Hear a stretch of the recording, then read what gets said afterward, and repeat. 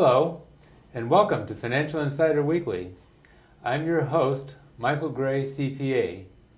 My guest today is Dick Blakely, and Dick is a wealth consultant who's president and CEO of the Blakely Group, Inc., which he founded April 2009.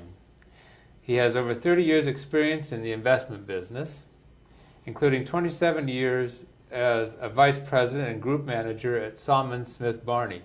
Dick and I have known each other for a long time, and so I'm actually pretty excited to have Dick here with me today. The Blakely Group provides functions as a virtual family office for select high-wealth clients. And so that's what we're going to be talking about today, is when should you have a virtual family office. So welcome, Dick. Oh, thank you, Michael. Glad to have you here. Okay, well, with that, we'll just get into it here. So what is a virtual family office? Well, a virtual family office is the team and the construct that a family will hire to help develop and manage a financial strategy and implementation and keep the plan current. Mm-hmm. Now, the biggest difference is we cannot work for commissions. We are retained by the family. Mm-hmm. And the family's usually looking to do this for 5 real reasons. The first is create and grow wealth, then to protect and maintain wealth, then is to transfer wealth during their lifetime, most tax advantageously, to transfer wealth then after death, not only tax advantageously, but hopefully that will be as simple and easy during a very tough time. And then finally, it's to realize what the promise that a legacy has that it can offer. Mm-hmm. Okay. So, does every financial planning office do this? Well, usually a lot of folks do not really like to get involved in reality in some of the personal issues that will come up with a family office, because you really need to know who the families are and what are really the issues that are important to the family. How do you get in and work with them? And sometimes it's pleasant and sometimes it's less pleasant than we initially think whenever we take the assignment. Yeah.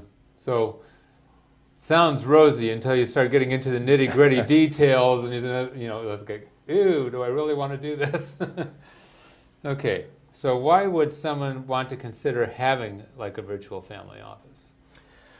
Well, usually the reason the family would want to have a virtual family office is the easy one is basically time and education and training and those efforts.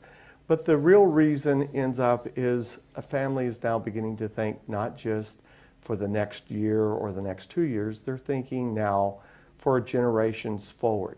They have been realized a certain amount of success, and they do not want it to be 3 generations from shirt sleeves back to shirt sleeves. Mm-hmm, mm-hmm. Okay.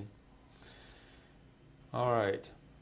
At what asset level should someone consider having a virtual family office as opposed to like an internal family office? So for example, I would think that a Steve Jobs, for example, okay, that guy has so much money, he's got to have an internal family office. He's got people working for him managing this stuff alone because there's so much there.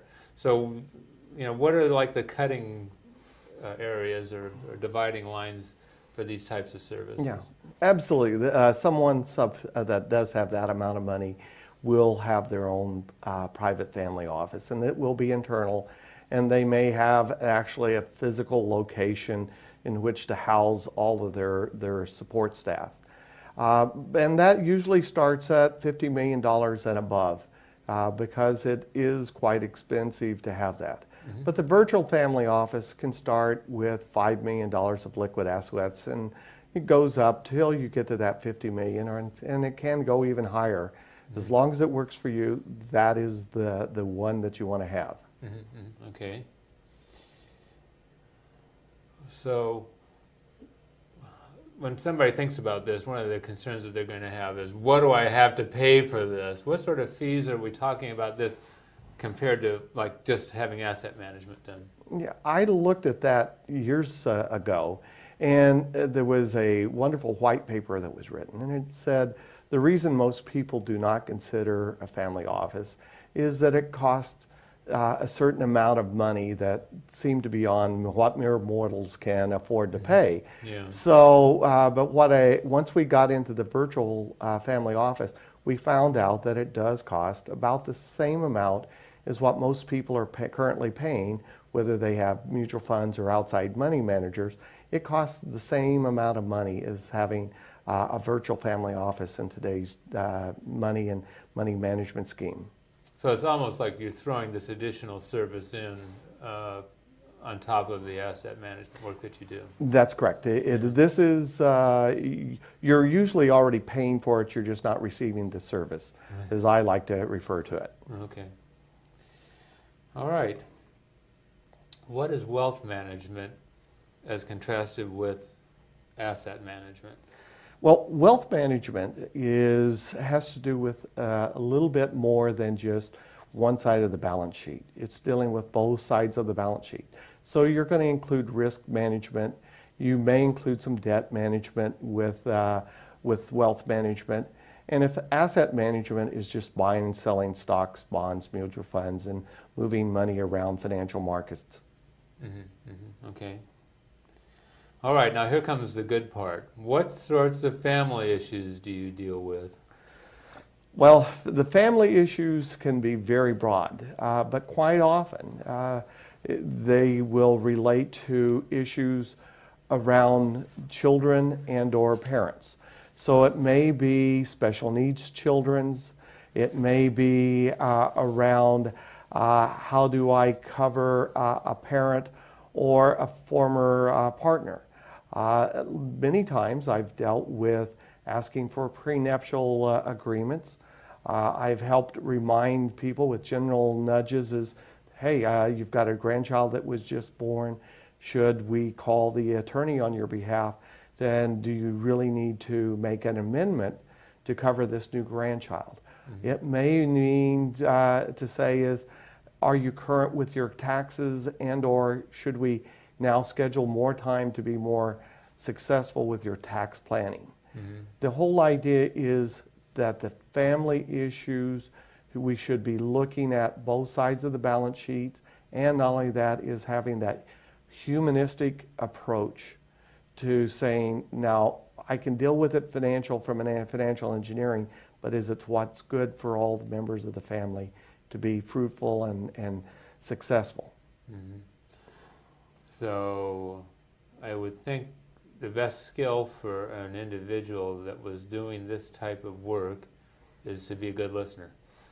A good listener is the start, an active listener as well. Yeah. So that, and someone who's caring and compassionate. I think the biggest difference is I want to deal with everything that you do, all the issues that you have, all the way up until the time it gets tough. And then I want out of it, or I will find some reason not to. That's the time you look for someone new, because that person isn't in there looking after the family's best interest for the long term. So that's what you're looking for is, again, it's you got to put the family's concerns first as a service person, other than making sure that you get paid, but anyway, detail. Okay. In the family context, what is an asset, what is a resource, and what is a tool?